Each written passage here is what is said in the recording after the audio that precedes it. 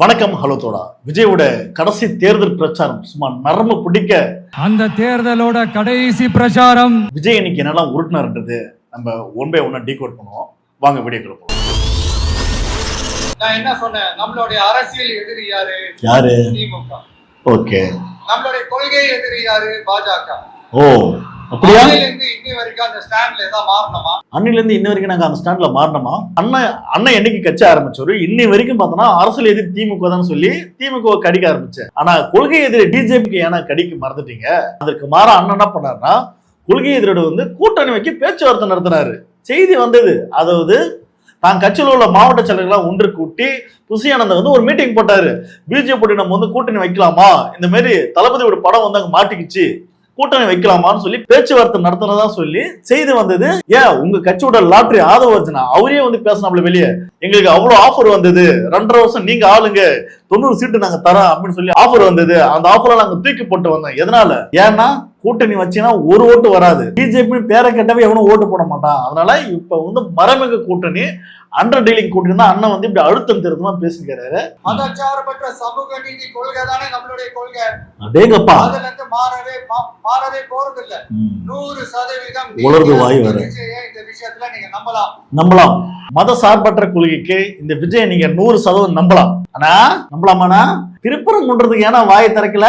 Felix உங்க கட்சி சார்ந்த பெலிக்ஸ் செய்தி தொடர்பாளர் அவரு போய் மேடை பேசுகிறாரு. திருப்பரங்குன்றம் அது அரசியல், திமுக பிஜேபி அரசியல், அதனால நாங்க வாயை திறக்க மாட்டோம். டேய், அட்லீஸ்ட் ஒரு விளக்கு ஏத்துன்னு சொல்லலாம், இல்ல விளக்கு ஏத்த வேணாம் சொல்லலாம். ஒன்னத்துக்குமே வாய் திறக்க மூடிட்டு இருந்தா நீ யாருக்கிட்ட சொம்பு நீ அப்படின்னு மக்கள் உங்களை பார்த்து சட்டை பிடிச்சு கேட்பானா மாட்டானா? பிஜேபியோட சொம்பா நீ? ஏண்டா பிஜேபி RS அங்க எவ்வளவு பேர் மத கலவரம் பண்றதுக்கு, அங்க திருப்பரங்குன்றத்துல அப்படியே மத கலவரம் பண்றதுக்கு சங்கிங்க அங்க என்ன பேர் பிளான் போட்டுக்கிறானோ அந்த பேச வக்கு இல்ல.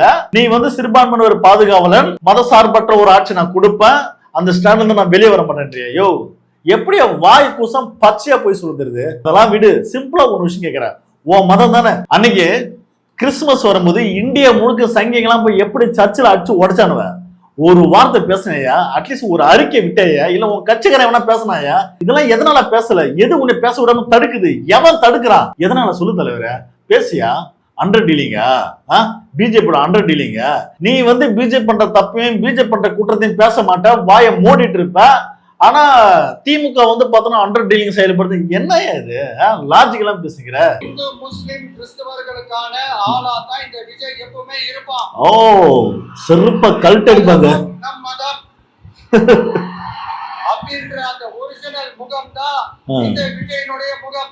எம் மதமும் நம் மதம் அப்படின்னு சொல்லி குலா போட்டுக்கிட்டு மண்டி இட்டிட்டு வேஷம் போட்டா மட்டும் ஆகாதுடி. வாய் திறந்து பேசணும். சிறுபான்மை மக்கள் பாதிக்கப்படும் போது குரல் கொடுக்கணும், சட்ட ரீதியா நிக்கணும். அதெல்லாம் பேச திராணி இல்ல, தெம்பு இல்ல. ஆனா எம் மதம் சம்மதம் அப்படின்னு என்ன அது உருட்டுது? பச்சை உருட்டா இருக்கு. நான் முன்னாடியே சொன்ன மாதிரி திமுகவுக்கும் பாஜகவுக்கும் ஒரு அண்டர் கிரவுண்ட் டீலிங் இருக்குது. எப்ப சொன்னேன்? கிட்டத்தட்ட ஒரு 1.5-2 வருஷத்துக்கு முன்னாடி சொன்னேன்.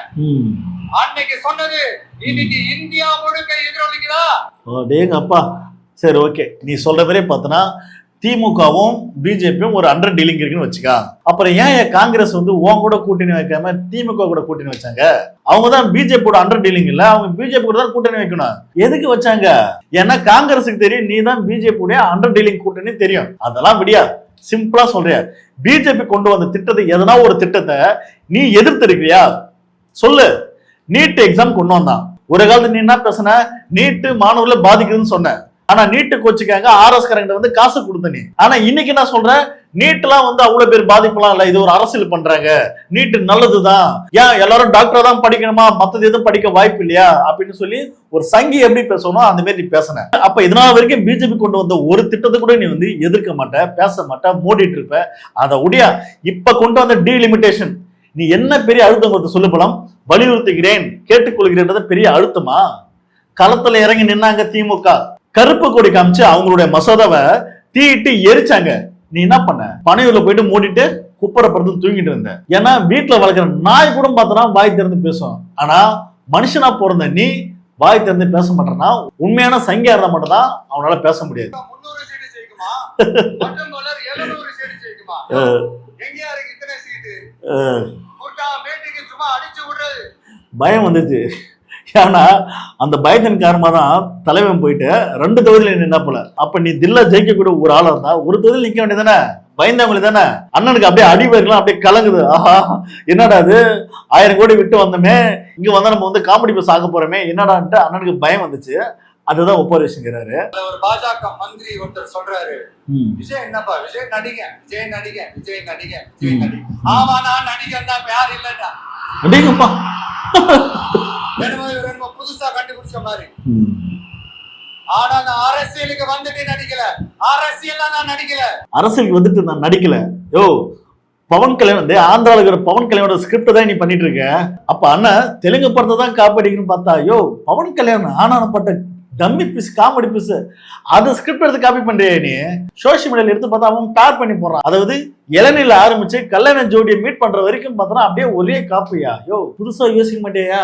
ஏன்னா யோசிக்கிற அளவுக்கு அண்ணனுக்கு அறிவு இல்ல, அது ஒரு தற்குறி. பாஜகவோட சரண்டர் ஆகி மட்டும் இல்லாம மைண்ட் வாய்ஸ் இன்னைக்கு வெளியே வந்துருச்சு. ஊறி இருக்கிற பேரு நமக்கு வேணாம்ங்க. அப்பா ஊழல்ல வந்து ஊறி போய் இந்த 2 பேர் நமக்கு வேணாங்க. அண்ணனுக்கு ஓட்டு போடுங்க, தூக்கி உட்கார வைங்க. அண்ணா தூய்மையான சுத்தமானவரா? நீ சினிமால வாங்குற சம்பளம் எவ்வளையா? அதுனா நேர்மையா சம்பாரிச்சதா? ஊழல் கிடையாதா? அதுவே மிகப்பெரிய ஊழலியா? சரி உன் கட்சியில சீட்டு கொடுத்தியே, யாருக்கு சீட்டு கொடுத்த? அடிமட்ட தொண்டனுக்கு சீட்டு கொடுத்த? செங்கோட்டன் யாரு? ஊழல் கட்சியிலிருந்து வந்த ஒருத்தருக்கு சீட்டு. லாட்டரி யாரு? அது மிகப்பெரிய ஊழல், அதுக்கு ஒரு சீட்டு. துஷியானந்த யாரு? ஏடிஎம்ல இருந்து இன்னும் பல பேருக்கு வந்து நீ சீட்டை கொடுத்துருக்க. ஆனா அடிமட்ட தொண்டை கட்சிக்காக உழைச்சவங்க சீட்டை கொடுக்குன்னு சொல்லி உன் கட்சிக்காரனே கார் விட்டு போறான். காசுக்காக தான் சீட்டை கொடுன்னு சொன்னா நீ அன்னைக்கே சொல்ல வேண்டியதாண்டா, நான் ஏன்டா உனக்கு வந்து போஸ்ட் அடிச்சேன், கொடி பிடிச்சேன்னு சொல்லி காரை துப்புறான். அண்ணன் வந்து பேசுறாரு ஊழல் ஊழல்னு. அப்ப ஊழல் பத்தி பேசுறதுக்கு முன்னாடி அண்ணன் தயவு செய்து கண்ணாடி எடுத்து பாருங்க. நீங்களே ஒரு ஊழல்ல சும்மா மாத்தி ஓட்டு போட்டுக்கிறதுக்கு பேர் மாற்றம் கிடையாது. புதுசா ஃப்ரெஷ்ஷா ஒருத்தவங்களை கொண்டு வரதுக்கு பேர் தான் அந்த மாற்றம். இது வந்து ஒரு மாற்றத்துக்கான ஒரு தேர்தல். மாத்தி கொண்டு வரதெல்லாம் ஒரு மாற்றம் கிடையாதுங்க. புதுசா ஒரு ஃப்ரெஷ்ஷா ஒரு கொண்டு வாங்கன்றாருல, புதுசா ஃப்ரெஷ்ஷா கொண்டு வரலாம். அதுக்காக ஒரு தற்கொலை கிட்ட போயிட்டு நாட்டை கொடுக்க முடியாதுங்க, வாய்ப்பே இல்லை. இந்த நேரத்துல வெளிநாட்டுல இருந்து பணம் செலவு பண்ணி ஃளைட் டிக்கெட் புக் பண்ணி இங்க வந்து ஓட்டு போட வந்த நம்மளுடைய நண்பிகள் உங்கள் அனைவருக்கும் இந்த நேரத்துல என்னோட நன்றியை தெரிவிச்சுக்கலாம். பரமபிதாவே இந்த ஆட்சியை அழிக்க வேண்டும் சோத்திரமாண்டவரே மாரி இருக்கியோ, என்ன இது சபதம் எடுக்கிறியோ? யோ மக்கள் கிட்ட உண்மையை சொல்லி அன்பா இருந்தோ போதும், கண்டிப்பா மக்கள் ஓட்டு போடுவாங்க. சரி உங்ககிட்ட சிம்பிளா ஒரு விஷயம் நான் கேட்கிறேன். உங்ககிட்ட ஆட்சியை கொடுத்துடா, நீ உண்மையாவே ஆட்சி நீ நடத்துவியா? பனையூர்ல வந்து உட்காந்துட்டு அண்ணன் வந்து சட்டசபை போக மாட்டாரு, பனையூர்ல வந்து பாயை போட்டு படுத்துப்பாரு. அங்கதான் நீங்க எல்லாரும் வந்து அண்ணனை வந்து பார்க்கணும். ஏன்டா இந்த விஜய பாடா படுத்தணும், ஏன்டா இந்த விஜய வேதனை படுத்தணும், ஏன்டா இந்த விஜய்க்கு எதிராக சதி செஞ்சோம், ஏன்டா இந்த விஜய்க்கு எதிராக சூழ்ச்சி செஞ்சோம் நினைச்சு நினைச்சு நினைச்சு ஃபீல் பண்ண போறீங்க. மக்களே உங்களை ஃபீல் பண்ண வைக்க போறாங்க. இப்படியே பேசிட்டு இருந்தா உன்னை வந்து டைரக்டா பைத்தியக்கார ஆஸ்பத்திரி தான் கொண்டு போய் சேர்த்து விட்டு நினைக்கிறேன். யோ உனக்கு யார் சதி பண்ணா? உன்னை வந்து யார் அப்படி முடக்கறான்னு தெரியல, புரியல. எங்க உன்னை யார் முடக்கணா?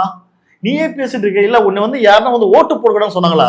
இல்ல நீ வந்து கட்சியில நிக்க கூடாது யாரும் சொன்னாங்களா?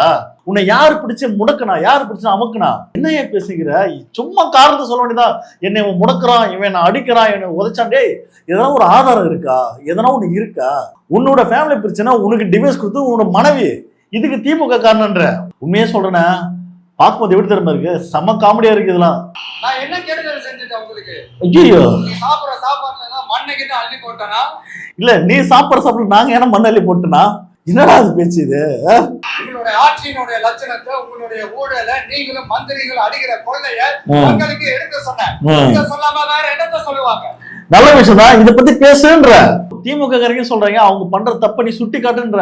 ஆனா இதனால வரைக்கும் நீ அவங்க பண்ண தப்ப நீ காமிச்சேன்னு பார்த்தனா இல்ல. என்ன வந்து முடக்குறாங்க, எனக்கு சதி பண்றாங்க, என்ன வந்து இப்படி பண்றாங்க அப்படி பண்றாங்கன்னா நீ தினம் ஒப்பாரி வைக்கிற வழியா இதனால வரைக்கும் களத்துல நின்று பேசிருக்கியா, சொல்லிருக்கியா? இல்ல. ஆனா என்ன முடக்குறாங்கன்னு சொல்லிட்டுதான் நீ மக்கள் கிட்ட வந்து நீதி கேட்கிற.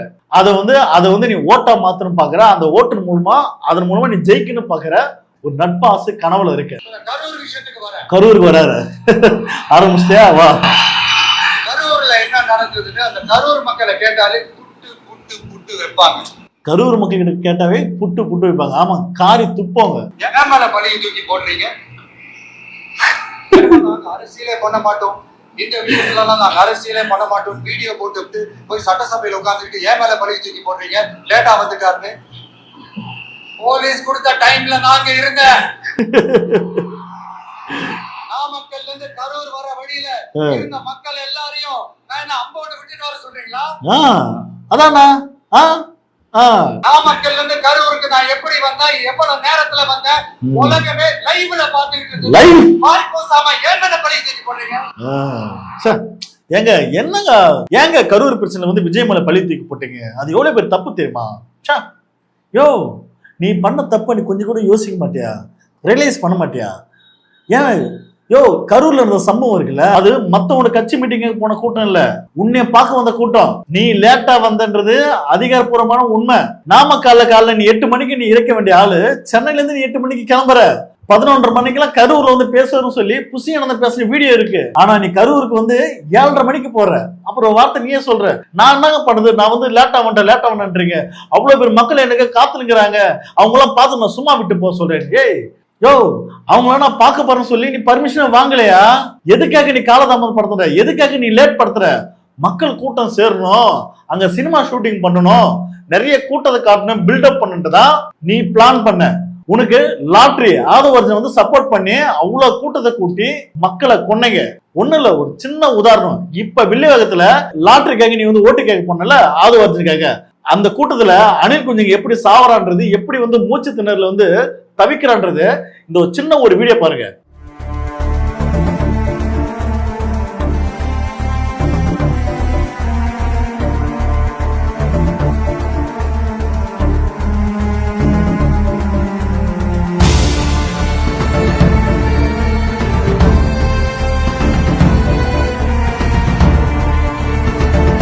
இந்த வீடியோல வந்து எப்படி பசங்க மூச்சு விடுறதுக்கு தவிக்கிறான்னு பாருங்க. அது பாத்தீங்கன்னா பைத்துங்க. அந்த பார்க்கும்போது எப்படி தான் பாருங்க, ஹாலிவுட்ல ஒரு படம் ஒண்ணு இருக்கு, பர்ஃபியூம் படம். அந்த பர்ஃபியூம்காக ஒட்டுமொத்த மக்களும் அப்படியே எப்படி சாகுறாங்க, எப்படி வந்து அப்படியே அடிச்சு பிடிச்சு ஓடுறாங்கன்றது அந்த ஒரு போதை இருக்குல்ல, அந்த மாதிரி தாங்க இந்த சினிமா போதை. இந்த விஜய் என்ற சினிமா போதையை வச்சுக்கிட்டு இந்த ஆதவர்ஜன் வில்லிவாக்கத்துல எப்படி பண்ணான்றது அந்த வீடியோ பார்க்கும்போது மனசெல்லாம் பதறுது. அந்த பசங்க பாரா மூச்சு விட முடியல, நசுக்கிறவனா அப்படியே அந்த பசங்க என்னது, இன்னொரு குழந்தை என்னது, இன்னொரு பாப்பா பார்த்தா செத்து போன மாதிரி அப்படியே நிக்குது, அப்படியே தள்ளாடுது. அதே மீறி சில பேர் அப்படியே போட்டோ எடுக்கிறாங்க, வீடியோ எடுக்கிறாங்க. எப்படின்னா வீடியோ எடுத்து எப்படின்னா போட்டோ எடுத்து இன்ஸ்டால போட முடியாதா? எவ்வளவு பெரிய ஒரு முட்டாள் கூட்டத்தை, எவ்வளவு பெரிய ஒரு தற்கொலையை வந்து இந்த விஜய் உருவாக்கி வச்சுக்கிறான். அப்படியே பார்க்கும்போது அவ்வளவு கேவலமா இருக்கு. அப்ப கரூர்ல வந்து நாங்க மாஸ்க் காட்டுறோம், பில்டப் பண்றோம், எங்களுக்கு பாத்தியா எவ்வளவு கூட்டம் கூடுறாங்க, அதை நான் காட்ட போறேன்னு சொல்லி எப்படி நீ கூட்டம் கூட்டினியோ அதே கூட்டத்தை தான் இப்ப நீ வில்லிவாக்கத்துல கூட்டிருக்க. அந்த கூட்டத்தில் எடுக்கப்பட்ட வீடியோ தான் இந்த வீடியோ. அப்ப தப்பு யார் மேலேயா இருக்கு? விஜய் அவர்களே தயவு செய்து கொஞ்சம் யோசிச்சு பாரியா, கொஞ்ச நச்சும் யோசியா, கொஞ்ச நச்சும் ஒத்துக்கையா. உனக்காக வந்த கூட்டையா, உன்னை பார்க்க வந்த கூட்டையா, காலு கடுக்கு நிக்க வச்ச கூட்டையா, காத்திருந்து அவங்களை கொன்னது நீதாயா, முழுக்க முழுக்க நீதான். அதை நீ ஒத்துக்கணும். அதை விட்டுட்டு சும்மா இல்லாம 3வது கட்சி மேல 4வது கட்சி மேல அவன் தான் தப்பு பண்ணிட்டான், இவன் தான் தப்பு பண்ணிட்டான், இவன் சரியா பாதுகாப்பு தரல. டேய் ஒழுக்கமா இருக்குது, நீ முதல்ல ஒழுக்கமாடுறா. அதை விட்டுட்டு மத்த மேல பழி போடாதியா. மக்கள் பாக்குறாங்க, தெளிவா பாக்குறாங்க. சரி நீங்க தான் எதுவுமே பண்ணல சார். அப்புறம் சார் 20 வருஷமா கரூர்ல மட்டுமே, கரூர் பகுதியில மட்டுமே போட்டி போட்ட உங்களுடைய ஒரு அடிமைய, உங்களுடைய ஒரு அடிமைய ஏன் கோயம்புத்தூர் வரைக்கும் ஓட வச்சீங்க? நல்ல கேள்வி, தரமான கேள்வி. இப்ப அண்ணனோட கேள்விக்கு பதிலே சொல்ல முடியாது இல்லையோ. இப்ப அதே கேள்வி நான் ஒண்ணு கேட்கிறேன். கரூர்ல உண்மையாவே உன் மேல தப்பு இல்லைன்னா 2 தொகுதியில நீ நிக்கிறியே, ஏன் ஒரு தொகுதியில அங்க போய் நிக்க வேண்டியதானே? ஏன் கரூர்ல இதனால வரைக்கும் நீ ஓட்டு கேட்க போகல? இதனால வரைக்கும் ஸ்டில் கரூர்ல நீ போய் அகைன் ஓட்டு கேட்க போகல, பிரச்சாரம் பண்ணே போகல. என்ன காரணம்? பயம் தானே. செருப்ப கழட்டி அடிப்பானு பயம் தானே, ஓட விட்டு அடிப்பானு பயம் தானே உனக்கு. அந்த பயத்துல நீ போய் நிக்கல, இன்ன வரைக்கும் நீ அங்க போய் ஓட்டு கேட்க போகல. அந்த பயம் தொடநடுங்கி நீ பேசுற கரூர்ல வந்து நிக்க வைக்க முடியுமான்னு. யோ முதல்ல நீ வந்து நில்லையா, நிக்க மாட்டல, பயம். ஏன்னா தப்பு ஓ மேல இருக்குன்றது உனக்கு தெரியும். அரசியலுக்காக சில முட்டாள்களை ஏமாத்துறதுக்காக பழிய தூக்கி மத்தவங்க மேல போட்டு, எப்பா இந்த சம்பவம் எனக்கு சம்மதம் இல்லடா, ஐயோ ஐயோ அப்படின்னு குதிக்கிற. யோ இதெல்லாம் வாயில பச்சை பச்சை வந்துட்டு போதே போயா.